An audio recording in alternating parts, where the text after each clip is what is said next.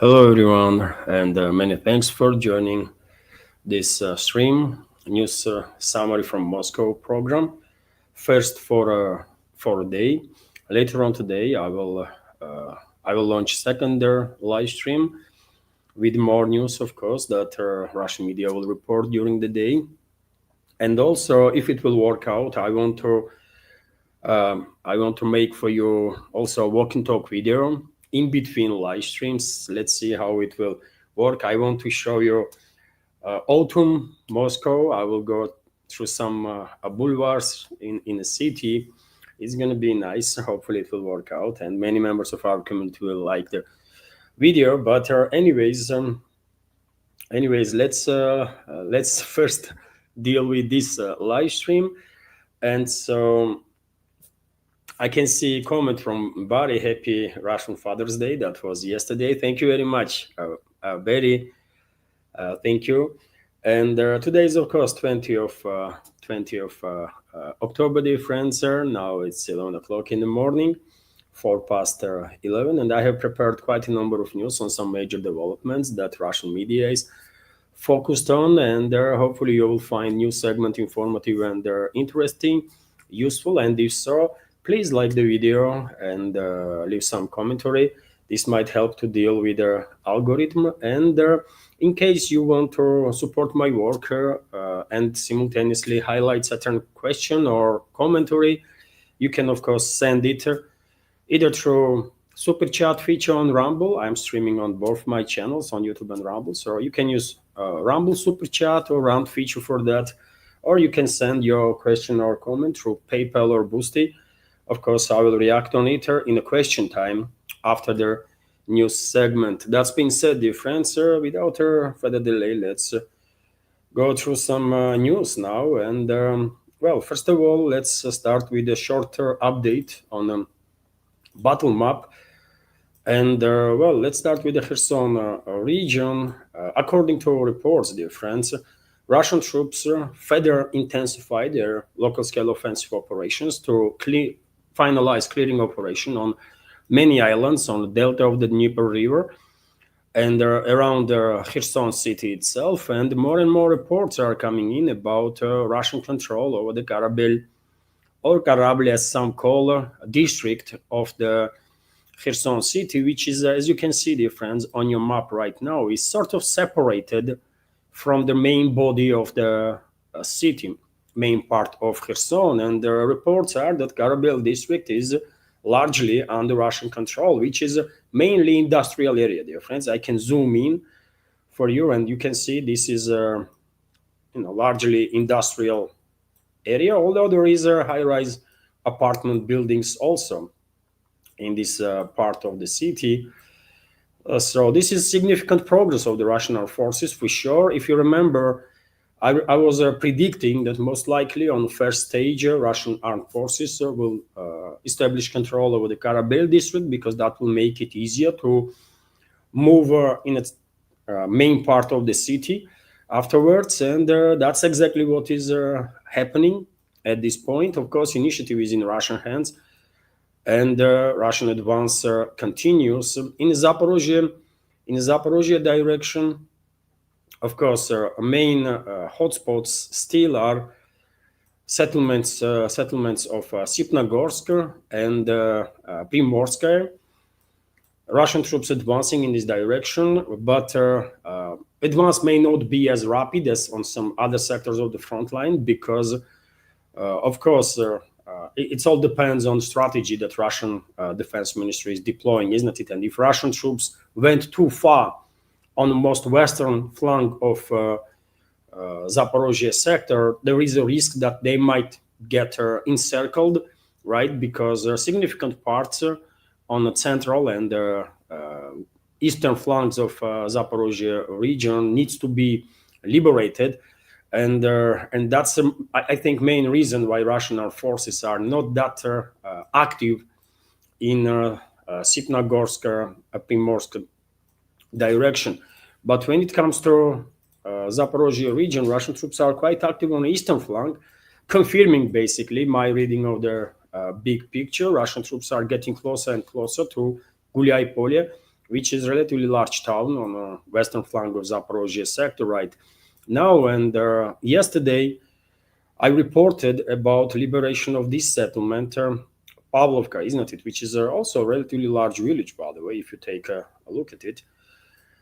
And also, Russian armed forces establish control over the Akhotnaya area.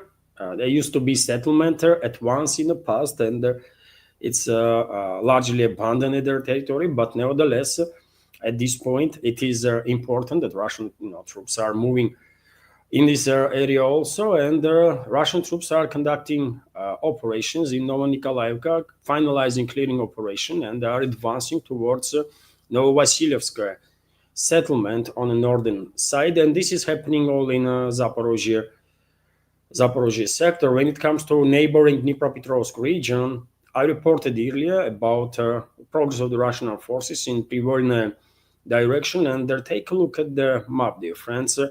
There's only 3 more settlements left in Dnipropetrovsk region, so that Russian armed forces will completely will establish direct physical control over the main supply and support line that Gulay-Pole garnison, Kiev regime's Gulay-Pole garnison has from Dnipropetrovsk region. And if you take a look at Dnipropetrovsk itself, by the way, I mean, this foothold of the Russian armed forces, it's already a bridgehead, by the way. It's no longer foothold, but it's a bridgehead. Clearly, that Russian troops established in this region is getting bigger and bigger, literally on daily basis. Already, dozen and more settlements are under full Russian control. This red line is a border with Dnipropetrovsk region, and just look at how many settlements already been liberated, by the way, and their initiative is in Russian hands.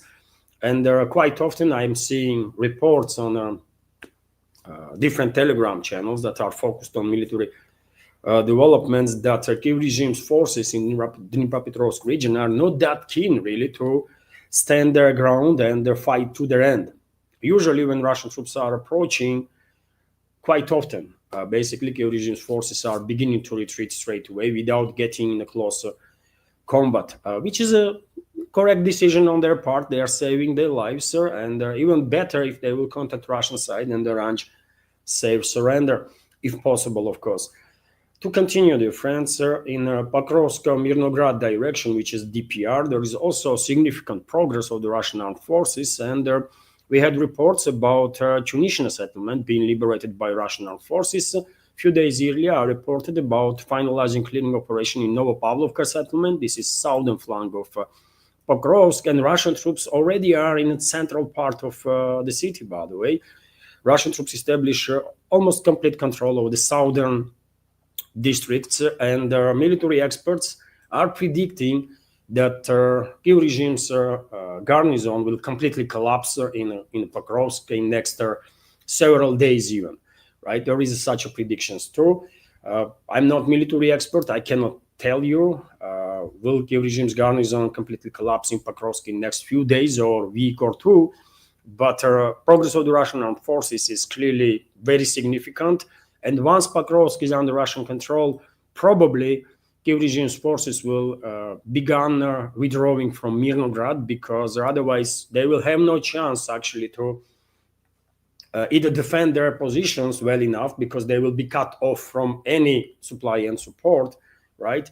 And they would not have a chance to even run away, more or less safely. So once garnison of Kiev regime in Mirnograd realizes that Pokrovsk garnison is collapsing, probably they will run away without possibly waiting even orders, because they know what happened to garnisons of Kiev regime in settlements that were encircled by Russian armed forces, when garnisons did not receive permission or authorization from the Kiev to withdraw. Entire garnisons in many cases were basically obliterated, right? And I don't think Kiev regime's forces in Mirnograd are that suicidal. So significant progress of the Russian armed forces in Pokrovsk-Mirnograd direction. Also in very same area on the northern side, Russian troops are continuing advances in Rodninskaya settlement, and according to a number of reports, entire this settlement is under Russian control Rodninskaya. According to other reports, most eastern and most southern parts of this relatively large settlement is under Russian control. In any case, progress is obviously clear in this area, and I guess, if I can have a guess, more or less informed guess on the matter, I think battle for Pokrovsk-Mirnograd agglomeration will finish in about like 3-4 weeks from now, and whole this territory will be under Russian control, will be liberated. But yet again, I'm not military expert, so we should take my prediction with a pinch of salt on military matters. Also, Russian forces continuing offensive operations, local scale offensive operations in Konstantinovka direction. And I read an article this morning when Denis Pushilin, head of DPR, was highlighting progress in this direction. Russian troops already conducting operations inside the city of Konstantinovka itself on the southern eastern parts of this settlement. When it comes to Seversk, well, in Seversk itself, there was no reports about some major developments because it seems like Russian forces are more focused on Dronovka, Yampol, and Liman settlements. And according to some reports, dear friends, some surprising reports, I might say, forward units of the Russian Air Forces allegedly were even spotted inside the Liman. And I was a bit surprised to hear this information because earlier we had reports about progress of the Russian Armed Forces towards the Yampol and the Liman from the northern eastern side. But still, I did not expect that Russian forces already reached the city itself. We need a day or two for more clarification on that, of course. But in any case, progress of the Russian Armed Forces in the direction of Yampol, Liman is clearly significant. When it comes to Pokrovsk, by the way, well, it is anybody's guess now at this point. When it comes to Kupiansk, it is anybody's guess when Kiev regime's garnison will collapse in Kupiansk. This is already Kharkov region of the front line. According to military experts, Kiev regime's formations have not even a theoretical chance to maintain their defense line, and literally any day we might see complete collapse of Kiev regime's forces in Kupiansk, and city will be liberated. But yet again, let's see how the situation develops. Also, there are reports about activization of Russian armed forces on the northern flank of Kharkov region in Volchansk area, and more Telegram channels, military Telegram channels, are reporting about Russian troops crossing Volchya River and moving inwards to left side or southern side of the Volchansk city. It is at this point difficult to say which part on the southern side is controlled by Russian forces, which still contested, but gray zone is increasing literally on daily basis, and you can see it on your map, dear friends. And I guess that's about it. There were reports about some local scale skirmishes in the Sumy region, in area of Russian bridgehead or buffer zone that was created in this direction, but no major changes on the battle map recorded as of now. And this is it for a short summary of the situation on the battlefield. The initiative clearly is in Russian hands, and there is in no circumstances, as I have said many times before, in no circumstances Kiev regime and its NATO backers will be able to regain initiative on any of their direction. They might have some local scale success during the counterattacks here and there, but generally speaking, initiative is in Russian hands, and this will not change. That's it. And that's been said, dear friends, let's continue with some other reports. And we have update from RIA Novosti about activity of the Russian air defense systems during the past night. Information is based on Defense Ministry's latest update. And, well, excuse me, according to reports, air defense systems, air defense forces shut down, intercepted 7 Ukrainian drones overnight that were launched by Kyiv regime with assistance of NATO, of course, to strike deep into Russian territory. I can give you some details on that. Over the course of past night, air defense systems on duty intercepted and destroyed 7 Ukrainian fixed-wing unmanned aerial vehicles, 3 drones were intercepted over the territory of Republic of Crimea, 2 drones over the territory of Bryansk region, and 1 drone each over the territory of Lipetsk and Ulyanovsk regions. And well,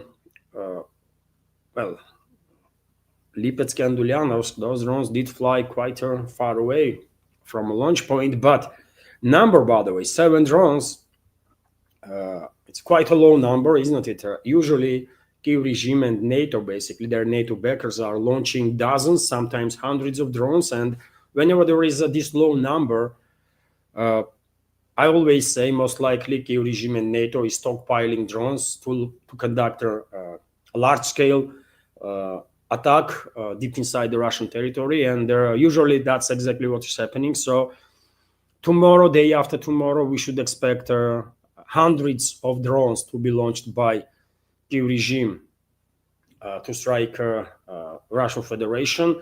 Air defense systems on duty will deal with vast majority of drones for sure, but unfortunately there is always risk that 1 or 2 or few more enemy drones might manage to bypass air defense systems, and there is a risk, by the way. There is a risk of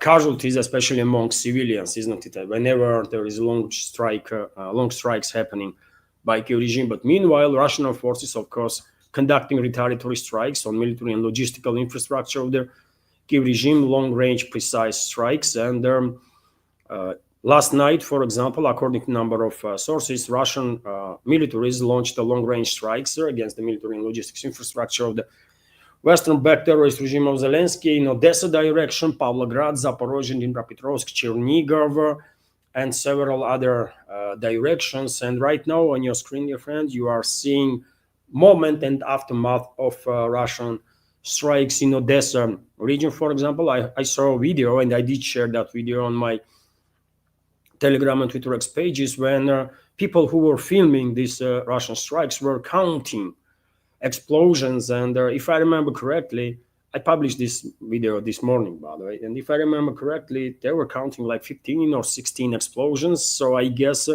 air defense systems of enemy were completely overwhelmed in this direction, and their drones or missiles or whatever was launched to eliminate military and logistical energy infrastructure of the Kyiv regime.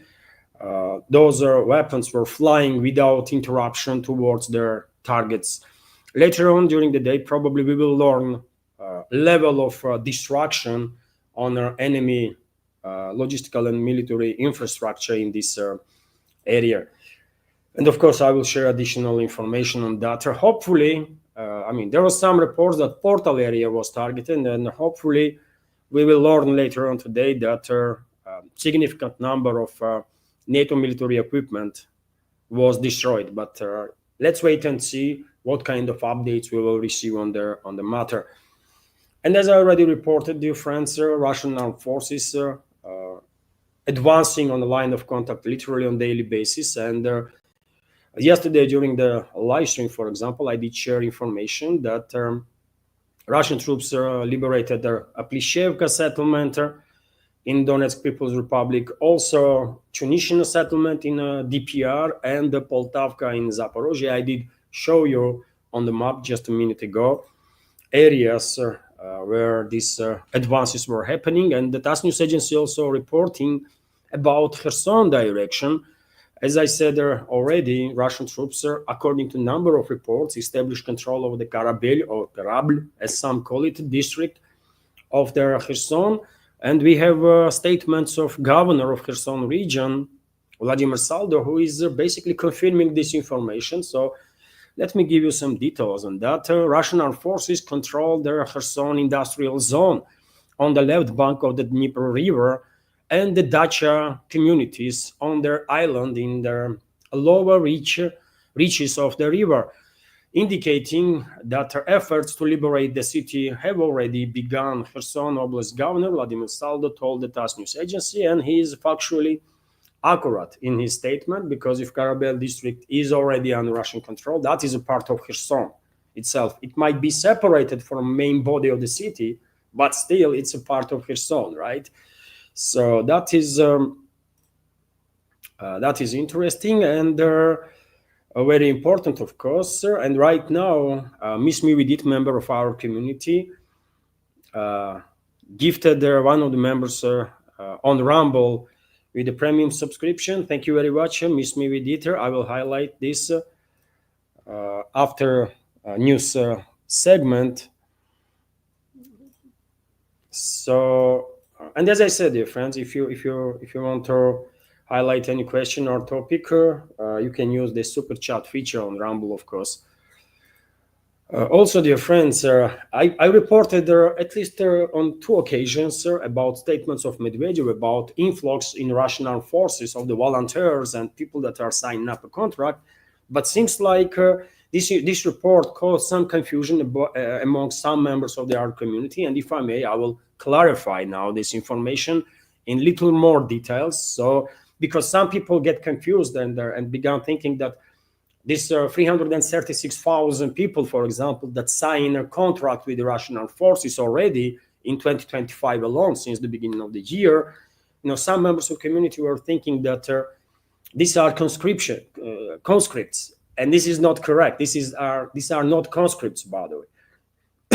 There is a autumn conscription that is taking place right now, and some 130,000 people will be called up to serve in army, right? In Russia, service in army is mandatory, right? And on seasons, there is a conscriptions that is happening, and in this autumn conscription, 130 plus thousand people from 18 to 26, I believe, will be called up. But that's a conscription. Conscripts don't serve in a zone of special military operation. Conscripts stationed deep inside the Russian territory, right? And when it comes to these 336,000 people that sign a contract with the Russian armed forces this year, these are just ordinary citizens. Most of them have some military experience or have served in military, right?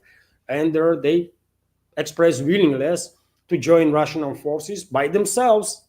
No one is conscripting them. No one is calling them up. There is no mobilization here in Russia. These are people who decided that they want to join Russian armed forces and serve the country and their people while participating in a special military operation. These are contractors, by the way. These are professional soldiers that are joining army. Conscription there is a different stuff, right? So to make sure that there is no confusion about these reports, by the way, so I can give you details on that once again. So 336,000 people have signed contracts to serve in the Russian military in 2025, which is not yet finished, by the way. And this month and the next month and the months after that, in December, I guess another around, 70, 80, maybe 100,000 people will join armed forces. But what we know for now is that 336,000 citizens, citizens of Russian Federation, joined the Russian armed forces, according to deputy of chairman of the Security Council, Dmitry Medvedev, who is the former president of Russian Federation, of course. And on top of that, 28,000 people become volunteers. They did not even sign up a contract with armed forces, and they're being not paid. Contractors are paid, by the way, and quite well. Actually, Russian professional soldiers are paid probably better than American soldiers being paid. I don't know how much Americans have monthly, like $2,000-3,000. I think Russian militaries have more than that, right? I think so. But anyways, 28,000 people went to armed forces as volunteers. They are not even asking for anything, right? Not for wages, not for money, nothing. They're just joining armed forces to serve, right, and to help the country. And 336,000 sign a contract, and they will have like 200,000-300,000 rubles a month. And on top of that, by the way, once you are signed a contract, you are getting million rubles straight away, just for sign up signing up for a contract, and million rubles is I don't know, 10, 15,000 dollars that you are getting straight away on the first day, right? And then you have like $3,000-4,000 every month. Okay, I guess I made I you know I clarified this news well enough so that there are going to be no confusions no more. These 336,000 people and 28,000 volunteers that join Russian armed forces are not conscripts. These are not conscripts. Conscription is a whole different story, and conscripts don't serve in a zone of special military operation. That being said, dear friends, let's continue with some other news now. And of course, possible upcoming meeting between Russian President Vladimir Putin and President of US Donald Trump that might take place in Hungary, in Budapest, still makes headlines, obviously, as well as recent phone conversation between Russian President and Donald Trump and their face-to-face meeting between Trump and Zelensky. And on daily basis, media outlets worldwide are sharing more and more details about all this development, as if they actually know what was going on, because how they know, man? They always use these sources, according to some sources, right? Especially Western media loves to use this kind of excuse, right, to come up with anything they want, actually. And they will say, well, according to sources, and that's it, really. And you have to guess, are they actually saying the truth or not? But anyways, we have Vzglyad newspaper's report, and this is Russian media, by the way, and Russian media is much more professional than Western media ever will be. I'm 100% convinced on that, and Russian journalists are much more educated, uncomparably better educated, by the way, that Western so-called journalists ever will be, right? And therefore, I have no reason to doubt this report from Vzglyad newspaper. And so, according to Vzglyad, Hungarian Foreign Minister Peter Szijjártó believes that most EU politicians will do everything possible to disrupt the planned summit between Russian and US leaders in Budapest.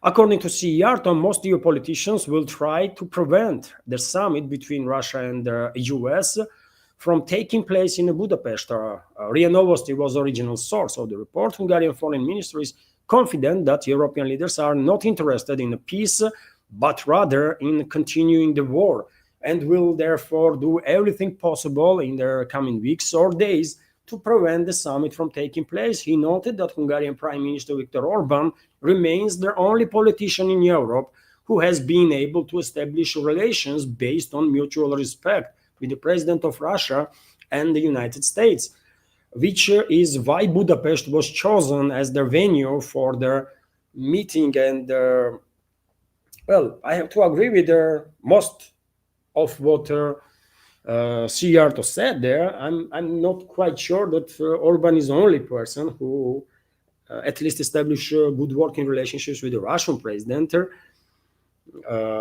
Current Prime Minister of Slovakia, Fico, also has good working relationships with the Russian president, and Slovakia also could be the place where such a meeting would take place. Although, if you ask me, for example, and I think a majority of my fellow countrymen would agree with me, of course, it would be better for many reasons if Trump would travel to Russia, and if that meeting between President of Russia and the US will take place in one of the Russian cities or villages, anywhere in Russia, by the way.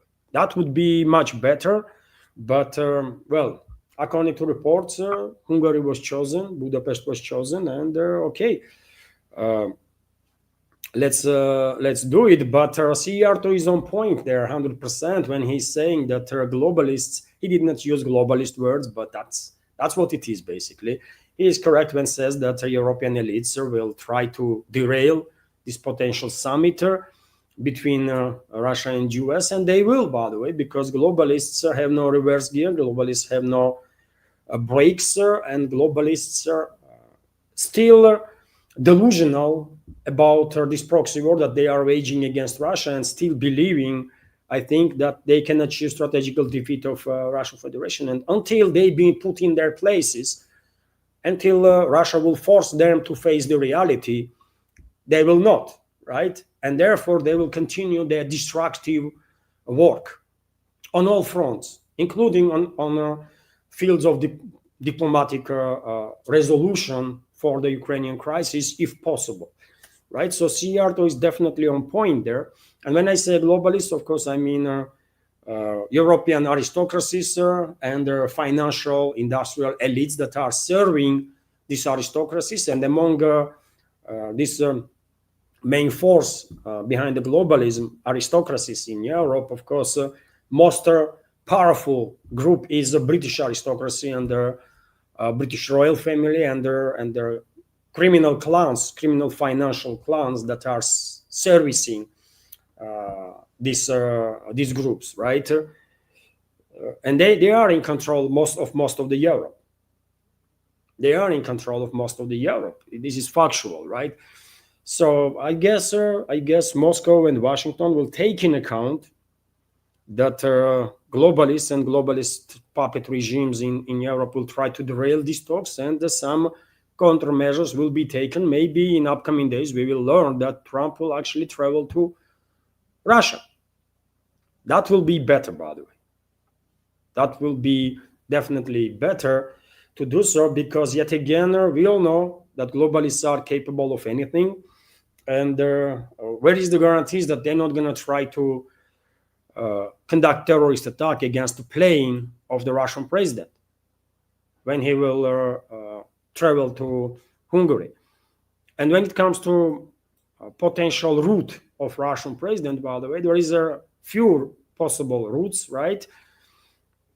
One is through over the Black Sea, then Bulgaria, Serbia, Hungary. Another is Black Sea, Romania, Hungary. And third possible ways is Turkey, then Mediterranean, then Adriatics, right? Then either Croatia, Bosnia, or Montenegro, then Serbia and Hungary. Maybe that will work, right? You can fly to Hungary through Croatia also. But in any case, this is a hostile territories, hostile airspaces, right? These are hostile. Bulgaria is a NATO member state controlled by globalists. Romania is a NATO member state controlled by globalists. Turkey is a NATO member state, and even though Moscow and Ankara have a decent working level relationships for now, I don't trust Erdogan's regime and will never trust her, right? I don't think Turkey gonna do some crazy stuff, but nevertheless, they cannot be trusted.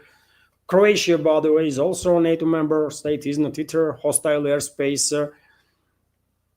Montenegro leadership is controlled by globalists, and therefore they can conduct any craziness too, right? Bosnia is not any different.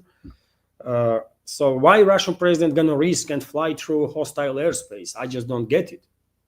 I don't know. This is not correct. This is wrong, right? It might be bold-ass move on part of Putin, okay, but he cannot risk it, man. And I struggle to understand how security service agreed Russian president to travel in Hungary, by the way. This is just too freaking risky. It does not worth it, right? So maybe that's why, dear friends, that's why, because many people are expressing their concerns, right? Especially because of the inadequacy of their globalist controlled regimes in Europe and their proxy terrorist regime in Kiev. Maybe behind the closed door, sides already are talking about moving the potential place for the summit somewhere else. It would be better if Trump will travel to Russia or to Belarus for that matter, right? He can go to Belarus. Why not? So we will see. We will see how it will work out, right? But yes, topic is still discussed of how Russian president gonna travel to Hungary while flying through hostile airspace, and this is a big concern for sure. If anything happens, by the way, we might end up in World War III straight away. We all understand that, isn't it? If something happens to Russian president, if he's playing attacked or something, then we are in a World War III straight away. No one will begin asking questions. Russia will launch intercontinental ballistic missiles with the nukes straight away and obliterate US, Europe, and all the enemies that we have. They will launch their missiles towards us, and we will all die. In approximately 2 hours' time, significant part of humanity will die, and the aftermath of nuclear exchange will kill rest. So it is a serious topic and serious concern that it's just too freaking risky for Russian president to go to Hungary, man. I don't like this whole idea. Nothing against Hungary itself, obviously, but it is what it is. Let's continue, dear friends, with some other news. And as I said, on topic of recent phone conversation between Russian president and the US president, also topic of face-to-face meeting between Trump and Zelensky, still does makes headlines all over the world. And for example, we have this reporter from Reuters that Trump urged Zelensky to make concessions to Russia in a tense meeting that took place just a couple of days ago, last Friday, isn't it? Let me give you some details on that. So Trump pushed Zelensky too hard over a number of territories to Russia, to seize number of territories to Russia during their meeting, which caused their disappointment in Kiev. Reuters reporting, citing sources. It's always sources, unnamed sources. So Trump also refused to provide Ukraine with Tomahawk missiles and spoke about providing security guarantees not only to Kiev but also to Moscow.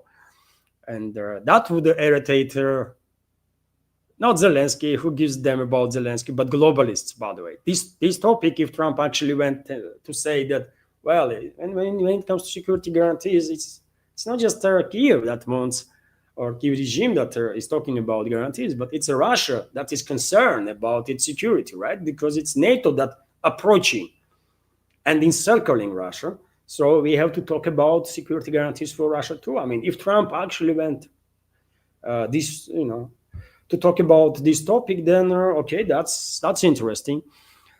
And we have a quote here. It was pretty bad. One source said about the meeting, according to Reuters, their message was your country will freeze and be destroyed if Ukraine does not make a deal with Russia. The agency confirms media reports that Witkoff, special envoy of US president, also actively urged the Ukrainian delegation to give up Donbas at the meeting. So this is all sources. That Reuters and other media outlets are referring to. No names, no nothing. So therefore, we should, of course, take with a pinch of salt these kind of reports. We should take it into account, but with a pinch of salt, because maybe this is deception operation. Maybe all these reports that Trump was tough on Zelensky and that kind of stuff, maybe this is deception, by the way. We cannot rule out such possibility, isn't it? To cut off guard the Russian Federation, for example, Russian leadership. So this could be deception operation, and in that case, at any day, literally at any day, any point, NATO might launch a next phase of escalation against Russia with the attempt of decapitation strike, right, on Russian political and military leadership, with a large-scale drone and missile strikes deep into Russia, with their massive terrorist attacks on the Russian Federation inside the country, with their assets that will be conducted by assets of their NATO country security services, right? Simultaneously, large-scale cyber attack might take place against Russia to create a chaotic situation. So we should be ready for any possible scenarios. I mean Russian Federation. And we definitely cannot take any report or any statement from the West for face value. It's just not possible, right? This might be deception, by the way. And when it comes to Witkoff, more and more media outlets are reporting that he was kind of very tough on Zelensky For example, RIA Novosti is writing about it too, based on Washington Post, that during the meeting between Donald Trump and Vladimir Zelensky, U.S. presidential envoy Steve Witkoff demanded that Ukraine hand over Donbass to Russia. During the meeting on Friday, Witkoff pressured the Ukrainian delegation to hand over Donbass, noting that the region is predominantly Russian-speaking. The publication states, furthermore, the article notes that the Ukrainians hoped to leave Friday's meeting with the long-range Tomahawk missiles, but they left empty-handed. Okay, by the way, we all hear about the statements that no Tomahawks were given regime, but I don't believe in that. I refuse to take seriously, to take for face value all these reports about Trump refusing to transfer Tomahawk missiles, about Trump being tough, or Witkoff or whomever being tough on Zelensky and his inner circle, and that is on the globalists, basically. I don't believe in that. Facts. We need some facts, right? And their policies will show. Actual policies will show where U.S. administration stands. Statements and all these reports based on some sources means nothing. Really, talk is cheap, man. Right? Let's continue on the matter. And Kommersant newspaper is also reporting that U.S. President Donald Trump allegedly called for an end of hostilities between Russia and Ukraine along the current line of contact. He stated this to journalists in his press pool, stating that further border negotiations will be difficult. So you see, some media outlets are reporting that Trump and Witkoff were demanding from or pressuring Kiev regime to give up on the Donbass. Also, some media outlets were reporting that allegedly Russian president, during the conversation with Trump, said that, well, if Kiev regime withdraws from Donbass, we will give up on parts of Kherson and Zaporozhye that is not yet liberated, which is a false news, by the way. I don't believe in even for a second that Russian president would say anything like that, right? But Western media, so-called media, is reporting about it. And now we have this report that Trump is saying that, well, there should be ceasefire on the current line of contact. What the hell? U.S. administration is going back to idea of globalists about ceasefire. Does it look like U.S. is actually on the path towards the escalation? No. The ceasefire topic is a topic of globalists because they need this ceasefire desperately, right? And their proxy regime in Kiev needs ceasefire desperately. And Moscow's Russian leadership was very clear that there will be no temporary measures, right? There will be no ceasefire. Moscow is interested in a complete resolution of their crisis, right? Which will demand root causes, among other things, root causes of this crisis to be addressed, period. But you see, I mean, there is very confusing and there are reports from the West, and there are quite often reports that are contradicting each other.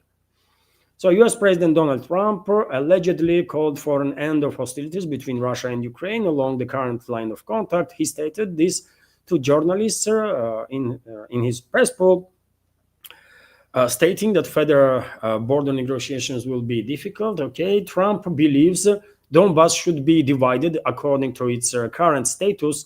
Since Russia already controls approximately 78% of its territory, they can agree on something later. He added, according to U.S. President, he did not discuss the complete handover of Donbass to Russia at his meeting with the Ukrainian President Vladimir Zelensky on October 17. Trump had previously stated that ending the conflict would inevitably lead to territorial losses for Ukraine. The Financial Times, citing a source, reported that their conversation between the two presidents between Trump and Zelensky degenerated into heated arguments several times, during one of which Donald Trump threw aside maps showing the current line of military contact and insisted that Ukraine completely hand over Donbass to Russia. So what to believe, by the way? Some reports are that Trump did not say this. Some reports are that he did. Trump personally, during the talk with the journalists, said that he did not talk about giving up on Donbass by Kiev. Very confusing, very confusing. And as I said, this all might be part of deception operation that West is conducting against Russia. RIA Novosti is also reporting that Vance also commented on the matter and stated that Trump has not yet made decision on the transferring the Tomahawks to Kiev regime. So U.S. Vice President J.D. Vance said that U.S. President Donald Trump has not yet made a decision on a possible transfer of Tomahawk cruise missiles to Ukraine. According to Reuters, he also went to say that the United States needs critical weapon systems for its own troops. For the head of the White House, the interests of the United States comes first. The administration will continue to work to achieve peace in the conflict in Ukraine, even if it takes months or longer. There is optimism in this matter. Well, according to him, I'm not really optimistic for now. Not at all. Although I want to be optimistic, but I see no indicators for that yet. Right? So maybe I don't know, too critical, possibly. I don't know, but it is what it is, right? So that's the situation, by the way, that we are in right now. Contradicting reports about all these talks between Trump and Putin, Trump and Zelensky. We don't even know yet for sure that they're going to be meeting in Budapest, 100%. It's only statements and guesses at this point. So we will see. We will see what is going to happen. But I will urge for sure Russian side, if they would ever listen to my videos, to be very careful and not to trust anything that comes out from the Western so-called elites, either from Washington or from London or from Brussels or Berlin or Paris. We cannot trust them, period, right? It is what it is. That's the situation for now. Maybe in 10, 20, 30 years' time, different people, decent people will be in charge of the Western countries. In that case, okay, relationships can be restored for sure. But now, no, man, we cannot trust them. Impossible. And so, dear friends, before I continue,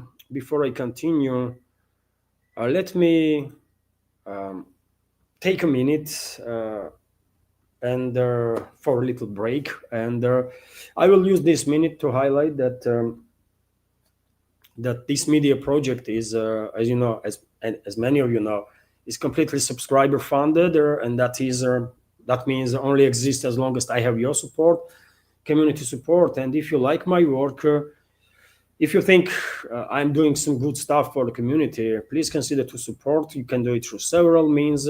You can donate for this project through PayPal or Boosty platforms. You can use a crypto wallet for support. You can subscribe to my Patreon page and their page on Boosty.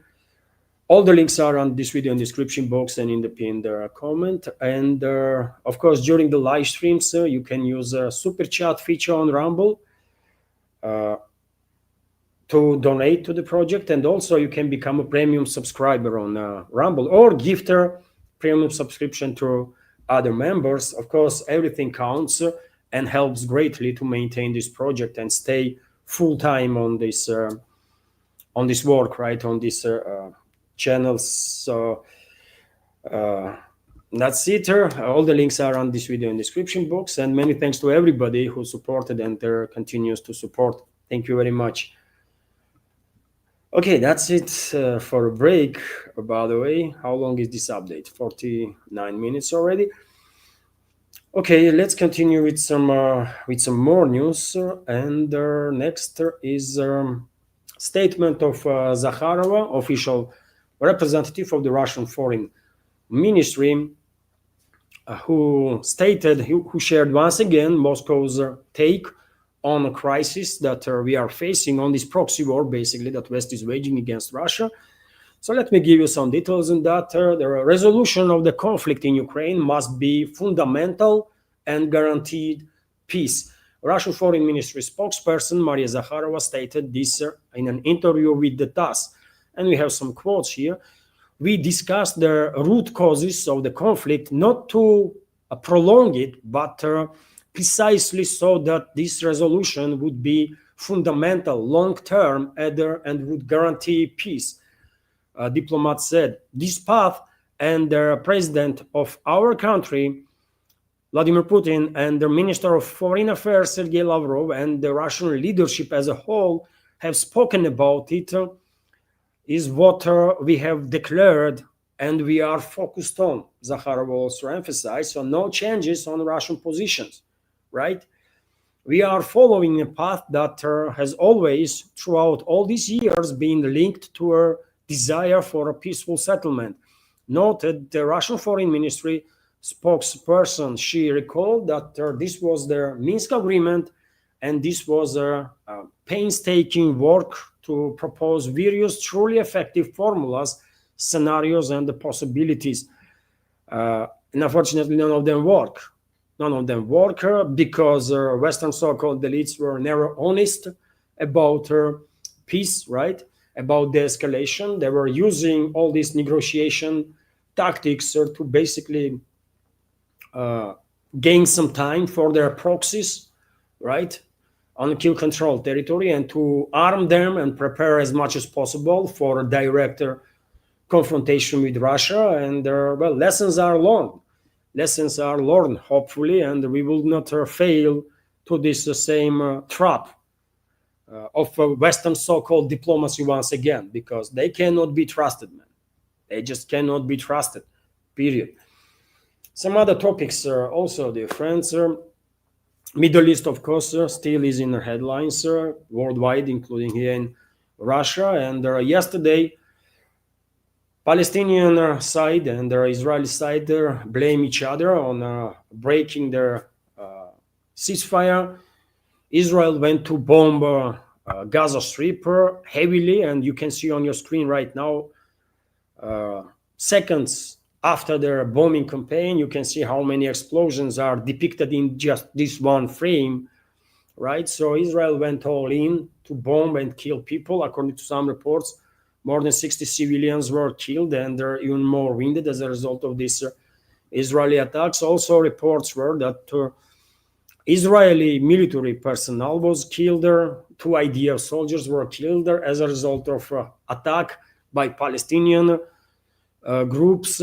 So clearly, situation is deteriorating. And even though later on yesterday, both sides kind of declared that they are still honoring their ceasefire agreement, unfortunately, as time goes by, there is a risk that we will see full-scale resumption of their hostilities is increasing, right? And on this topic, dear friends, Trump, during the interview with Fox News, was asked what would U.S. do in regards to Hamas. Of course, U.S. not going to do nothing in regards to Israeli regime. Just all U.S. will do is to support it, right? Every way possible, as it did until now. And when it comes to Hamas, Trump was asked about potential U.S. military engagement against Hamas, and Trump kind of, tried to avoid answering the question. He threatened Hamas once again, and said that Hamas will disarm. Otherwise, they will disarm Hamas. And what he meant, it's unclear, right? He said our proxies will do it. Then he said Israel will do it, right? At one point, he said that he don't want U.S. troops on the ground, but U.S. troops already are deployed, right? First 200 militaries from U.S. already been deployed. And I shared the picture from Ben Gurion Airport, isn't it? Of exact moment when U.S. troops were entering their airport. So U.S. troops are there, and that those troops probably already preparing the ground for large-scale deployment of U.S. expeditionary corpus, maybe expeditionary forces. So yet again, nothing that Trump will say can be trusted. So therefore, I have no reasons to believe that ceasefire or peace will be actually sustainable peace will be actually reached in Palestine. No, not at least before Israel is demilitarized and denazified. If sometime in the future Israel will undergo this process of demilitarization and denazification, then world actually can have a hope for sustainable peace. But until then, not possible. Just not possible. That's it. And when it comes to Trump, by the way, he not just threatened Hamas once again, but he now threatened Colombia too. Yes, he did not yet finalize his operation against Maduro's regime in Venezuela, right? And he already attacks Colombia, another country that is led by politicians that are not the favorites of the Washington, to say the least, right? And Trump wrote on his Truth Social some quite stronger statements in regards to Colombian leadership. Let me give you some quotes here. So President Gustavo Petro of Colombia is an illegal drug leader, strongly encouraging their massive production of drugs in big and small fields all over the Colombia. It has become the biggest business in Colombia by far, and Petro does nothing to stop it, despite large-scale payments and subsidies from the US that are nothing more than a long-term rip-off of America. As of today, these payments or any other form of payment or subsidies will no longer be made to Colombia, Trump said basically. And look at the words, but he's calling Colombia's president illegal drug leader. What the hell, man? Who are you? Who the hell is Trump to talk about leaders of other countries this way, man? I mean, I don't know. He's psychopath. Trump is a crazy, isn't it? He is a crazy. And now he's going to escalate with Colombia. Wow. US might not survive Trump's administration, man. If Trump continues this way, domestically and in foreign policies, US might not survive his administration. Because this is not normal when president of the country goes around and calls leaders of other countries drug leaders and this and that and illegals. And who are illegal? Who the hell are you to say who is a legal leader in Colombia and who is not? Are you legal president in US? Are you sure about it? What the hell, man? And I think it is time, really, for the countries in Latin America that are seeking independence, despite their potential differences, to get united, right? Because US is coming after them. US political class, US intelligence services, they are coming after them, right? And they will make it, these Latin American countries will make it much harder for their enemies to destroy them if they are united. But if they are not, of course, US can destroy all of them, one by one. Colombia, Venezuela, all the others, right? So maybe it is time for, even though between Colombia and Venezuela, there is a very tense relationships, by the way, really tense relationships, right? Maybe Caracas and Bogota will, try to find some common ground. Maybe some other countries will join there to protect themselves from potential recolonization by the US. Let's see, by the way, let's see. And when it comes to Caribbean basin, more and more experts, by the way, in the field are saying that US assault on Venezuela at this point is absolutely inevitable, and well, I intend to share that opinion. Right, it's only a matter of time, and we will see U.S. Strikes on Venezuela, maybe U.S. ground operations to install puppet regime and get rid of current leadership, political and military leadership. Anything is possible. And as I said in my previous updates, if people of Venezuela will fight, not for a government, but for independence of their country, if people will fight, there is no way U.S. militaries will manage to enslave them, right? But if people of Venezuela, for whatever reason, and reasons can be different, but if people of Venezuela in its majority or vast majority will stay passive and just, allow America to reconquer their country, in that case, of course, U.S. will have an easy walk, relatively easy walk over the Venezuela, because yet again, militaries and the intelligence services of these two, U.S. and Venezuela, are in different league, right?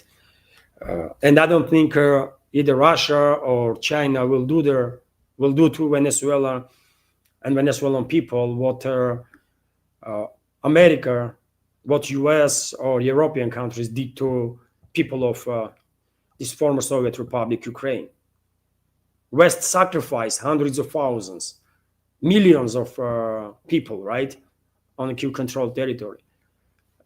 Russia and China will not do this to Venezuelan people, and therefore, even if U.S. will go ahead with military action, I don't think Russia and China will use Venezuela as the proxy to harm U.S. as much as possible. I don't think so. We will see. We will see. Some members of our community might disagree with this take. I can see that. Some members of community might have an opposite opinion that Russia definitely should use this situation to harm U.S. as much as possible, but it will mean to sacrifice potentially hundreds of thousands of people of Venezuela, millions of people of Venezuela, and Moscow will not do it. Moscow will just not do it. If people of Venezuela themselves will fight, they might get support for sure. But if people are not willing to fight themselves, right, by themselves, Russia will not use connections with Maduro's regime to basically do the same with the people as Kiev regime does to the people when people being forcefully mobilized and thrown into battle. We don't operate that way, right? It all depends on people of Venezuela, by the way. Will they fight or not? It's their country, their future. It's their decision. So that's how it is. And there are also differences when it comes to certain hostilities that U.S. is engaged in. We have this report from RT that China accuses U.S. of a major cyber attack. China has accused the U.S. National Security Agency, NSA, of waging a major multi-year cyber attack on Chinese agency responsible for keeping national time. It might sound a little confusing, agency responsible for keeping national time, but this agency is engaged in almost everything, all strategical fields, by the way, from finances and economy to everything, right? So it's important stuff there in China. So in a statement posted on its official social media account on Sunday, the Ministry of State Security, MSS, of China stated it had obtained irrefutable evidence that their NSA, US NSA, infiltrated the National Time Service Center. The covert operation allegedly began in March 2022, aiming to steal state secrets and conduct acts of cyber sabotage. The center serves as China's official time authority, issuing broadcasting Beijing time to key sectors including finance, energy, transport, and defense. Disruption to this critical piece of infrastructure could have caused widespread instability in the financial markets, logistics, and the power supply, according to MSS. According to this institution in China, the NSA first exploited their vulnerability in their foreign-made mobile phones of several staff members at the center, gaining access to sensitive data. In April 2023, their agency allegedly began using stolen passwords to breach their facility's computer systems, an opinion that peaked between August of that year and June 2024. Operation that peaked between August of that year and June 2024. The ministry claimed that their intruders deployed 42 distinct cyber tools in their covert operation and used virtual private servers based in the US, Europe, and Asia to mask their origin. The MSS accused the US of aggressively pursuing cyber hegemony, and repeatedly trampling on international norms governing cyberspace. American spy agencies have acted recklessly, continuously carrying out cyber attacks targeting China, Southeast Asia, Europe, and South America, it added. So, and I guess, by the way, China will retaliate,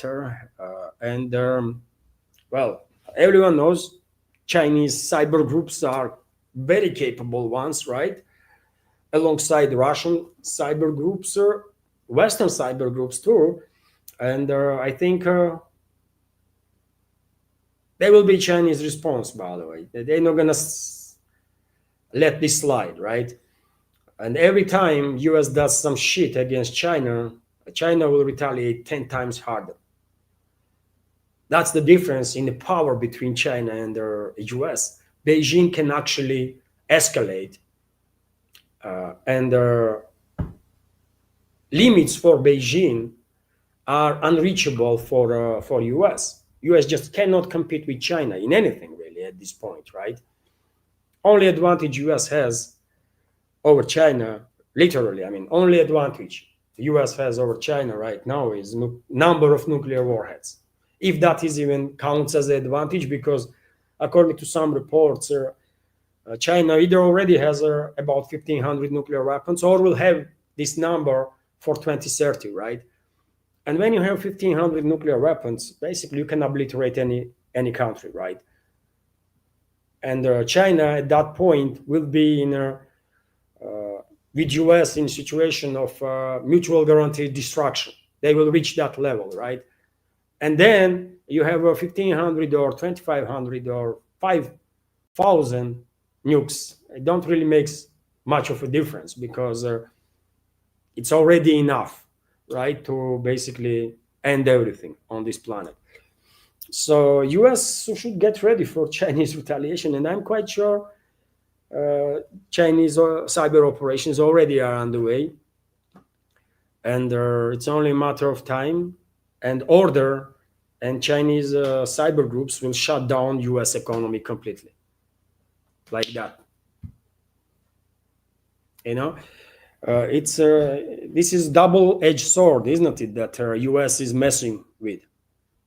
And I'm telling you, I'm quite sure it's only a matter of time and order from Beijing, and Chinese specialists in this field will shut down US economy in a matter of nanosecond, like that. All thanks to reckless behavior of their American leadership, by the way, and political class that thinks they can do anything they want with impunity. No, they cannot. And just because they did not pay price for their crime immediately does not mean that, you know, they will not pay price for their crimes. They will. They will. Also, another report about US president is bullying India, by the way. Trump went to claim again that he spoke with Modi, and Modi promised him that India will stop buying Russian oil, which is not true. And foreign ministry spokesman of India already said that there was no phone conversation or any freaking conversation in recent days between Trump and Modi. So if Trump actually believes, because he repeated this on several occasions now, that he spoke with the Modi, if he actually believes that he spoke with the Modi in recent days, then maybe, I mean, some psychiatrist should take a look at this person, right? Because he's clearly, not in this reality. And this is dangerous because he's formally at least president of nuclear powerhouse, right? But yes, he still repeated that India gonna stop buying Russian oil. Otherwise, they will continue to pay these high tariffs. Okay, by the way, it's not India that's gonna pay. It's American citizens that gonna pay more for Indian goods. But it's clearly very difficult for Trump to understand that these tariffs are freaking taxes. He is taxing his own citizens, his own companies, American companies, and the people, right? Because Indian company is gonna sell whatever they sell anyways, right? It will just cost more. That's it, man. Why is that difficult to understand? And this cycle, by the way, Treasury head of US was once again asked, Besant, isn't it his name? These tariffs are like taxes, sales taxes on American people. And Besant said, no, tariffs are just, and he went to explanation. And I saw a video, by the way, and terminology that Besant used was exactly about taxes. Probably he was thinking that he will just use some words and people will just,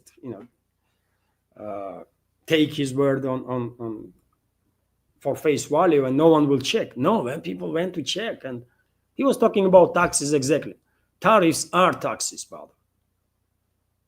Just one of their ways to tax. It's a tariffs, right? Anyways, something is wrong with this guy, man. If he actually believes that he has spoken to Modi in recent days, he needs to go and see doctor, because he did not spoke. And after all, by the way, why is so much buzz around this Russian oil, man? If Indian companies will not buy it, Chinese companies will. Indonesian companies will. Even Pakistani companies, by the way, expressed their, just recently, isn't it? When all this deal began between US and India around Russian oil, Pakistani companies said, you know what, we will buy it. Give it to us, man. Right? Because it's a unique opportunity, by the way, to become a middleman between one of the biggest producers of oil and the rest of the world. Who will miss on that opportunity, man, if they have a chance to become this middleman, right? And the world needs Russian oil. It's not that easy to shut down any exports from Russia, because Russia is a second or third. It depends, sometimes Russia makes more oil, sometimes Saudi Arabia, right? Russia and Saudi Arabia are competing basically between each other for second and third places. US is, yes, number one producer of the oil. So if you take out second or third producer of oil, volume-wise, what do you think gonna happen to world economy, man? What the hell is wrong with all these psychos that are talking about openly and even demanding Russian oil exports to be damaged? They want the world economy to collapse, or what they want. If Russia stops exporting oil, by the way, that will harm world economy much bigger than Russian economy, because Russia can survive anyways, right? But world economy, by the way, I mean, prices on oil will rise up to $100, $150, right, for a barrel. That will cause a massive inflation, in some cases hyperinflation in different countries of this world. World economy will slow down, and that means major economies in this world will go in complete dive into a recession, and that means millions of jobs gonna be lost. And what the hell, man? That's what Trump wants, actually. Does he even understands what he's talking about? But most importantly, by the way, I mean, they Indian companies will say they're no longer going to buy Russian oil. will be happiest day for companies in China, by the way, in Indonesia, in Pakistan, in any other country, right? That will have access, that will have good enough relationships to Russian energy companies to straight away make a deal, right? To become this middleman. Because they will make tens of billions of dollars additional profits, by the way, just by reselling Russian oil and making some percentages, right? Some interest, adding just like a couple of percentages on top of the price. That will be enough to make tens of billions of dollars on a year-on-year basis, man. And if you are refining this oil, then you will make even more profits, right? Anyways, let me end this news segment, dear friends, on this news that I highlighted yesterday during the live stream and big community chat on Sunday. I think this is quite interesting news because it highlights several topics about Russian economy. And for example, soaring gold prices have earned Russia $142 billion in just 2 years, last 2 years, right? This is just gold. This is just gold. So Russian gold reserves have grown by nearly 142 billion over 2 years. According to RIA Novosti's analysis of the central bank data, thus on October 1st, 2023, there were 140.5 billion worth of gold bars in the vaults of Russian central bank, right? And on October 1st, 2025, 2 years later, that is, this volume of worth of gold bars that central bank has increased to 282.1 billion, 142 billion profit, by the way. And this is mainly because of their increase in the prices on gold, which doubled, by the way, in the last 2 years, right? And volume of gold itself, even though decreased a little bit, right? Overall worth of Russian gold reserves increased to this tremendous level, right? By 142 billion. And if you are interested in how much gold Russia has in reserves, I can give you a number of that. In physical terms, stockpile of Russian gold in last 2 years decreased, as I already said, by 0.2 million troy ounce, or approximately 6.2 tons. And as of September 1st of this year, it stood at 74.8 million ounces, or 2,326 tons, by the way. 2,326 tons of golds are in the vaults of Russian central bank. It's quite impressive, isn't it? Quite impressive. That's when it comes to safety cushion, by the way. That's when it comes to safety cushion, and gold prices are increasing and going to continue to increase. And I think maybe even before end of next year, gold prices will reach $4,800, maybe even $5,000. Potentially. It might happen, right? So I think this is quite interesting. Whenever you hear some nonsense in the Western media, how Russian economy collapsed and everything is ruins and people are starving and there is no bread in the shops and nothing, right? Just remember these reports, by the way, that I'm sharing, that just in gold bars, Russia has in reserves $282.1 billion, right? This is reserves, And also on top of that, when it comes to gold and foreign currency reserves, in terms of foreign currency reserves, number is 431.1 billion. 431.1 billion on top of this gold. So it's quite a big safety cushion. That's why I'm saying, by the way, Russia has several funds where money being stored, money and assets and so on, right? As a safety cushion. And if you count all of it, you will get to $1 trillion. More than that. That's a safety cushion. That's a good one. isn't it? Very few countries in this world can actually say that they have this good safety cushion for an economy, so that if anything happens, they can support economy for at least several years until situation stabilizes. So I will end there, dear friends, news segment on that. Hopefully you did find it informative and interesting, right? And if so, please like the video, click that like button, leave some commentary, share video if you can. This will help to reach a wider audience. And dear friends, now I will highlight.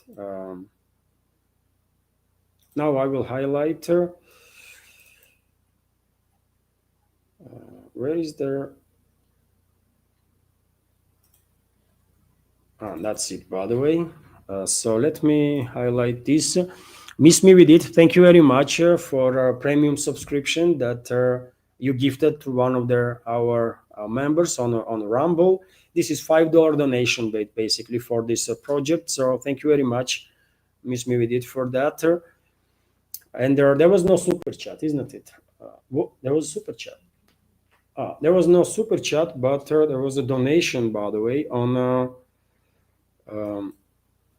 PayPal. Douglas, thank you very much for your generous donation of $100. Thank you very much. You definitely make my day. And comment from Douglas is a gifter. Thank you very much for this great support. I appreciate. Thank you. And dear friends,